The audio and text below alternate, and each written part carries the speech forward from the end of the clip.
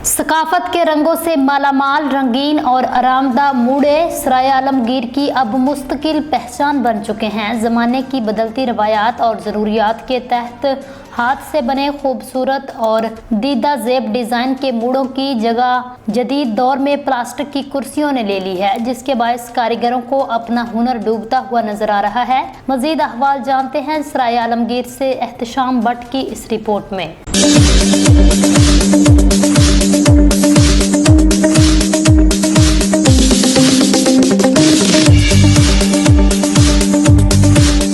सराय आलमगीर शहर के बीचों बीच गुजरते जीटी रोड पर वाक़े रवायती मूड़ों की दुकानें अपने अंदर एक तारीख समोए हुए हैं।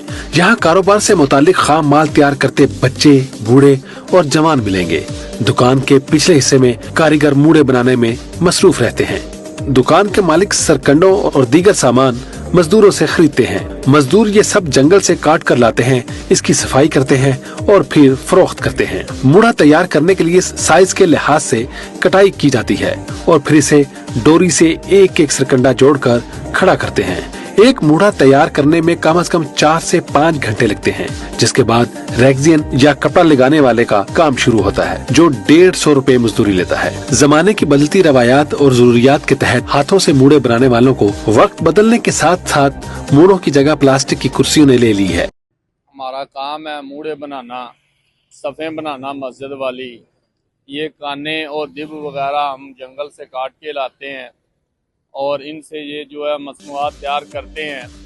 पहले जो है ये काम बहुत अरूज पे था, अभी महंगाई की वजह से और प्लास्टिक की कुर्सियां वगैरह की वजह से हमारा काम जो है बहुत कम हो गया है। हमारी हुकूमत वक्त से जो है ना अपील है कि हमसे जो है तावन किया जाए, हमारे काम को फ़रोग दिया जाए ताकि ये दूसरे मुल्कों में भी जाए और हमें रोजगारी में आसानी हो। माल की कमी के बायस ये रवायती कारीगर अपने काम को ज्यादा जिद्दत भी नहीं दे सके, इसलिए उन्हें मुस्तकबिल करीब में ये काम मादूम होता नजर आता है।